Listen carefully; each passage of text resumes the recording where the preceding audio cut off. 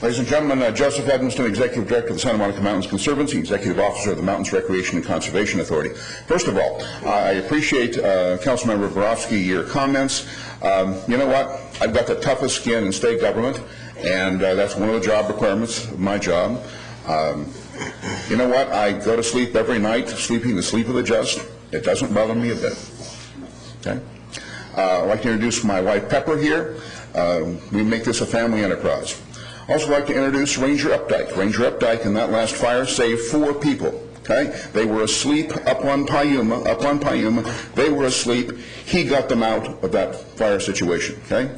The calumny against our Ranger Corps is probably the worst thing I've heard here. Okay? Rangers represent the very best. We're after public health, safety, and enjoyment.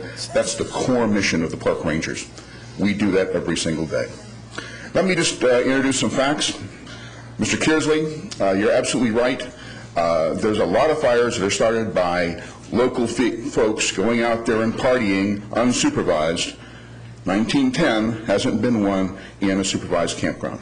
I'd like to indicate to you here that there is camping in Malibu right now. You can pay 40 or 50 bucks for a campsite that is immediately. This is the blow-up of a Malibu RV park and campground, okay, in Corral Canyon, Here are these campsites, right next to the chaparral, right next to the burning bushes, okay? Barbecues, okay? The only difference of what your action is here this morning, you can still camp in Malibu. You have to pay 40 or 50 bucks to do so. So by saying there's no public camping, what you're really saying is, no, we don't want people from the outside to come in and camp if you can't afford the 40 or 50 bucks. The fact of the matter is that you did not ban camping in Malibu. You banned it only on public property. You did not ban camping. If you have the power and the money to do it in Corral Canyon. So that's the reality. The reality is, you talk about the discriminatory effect.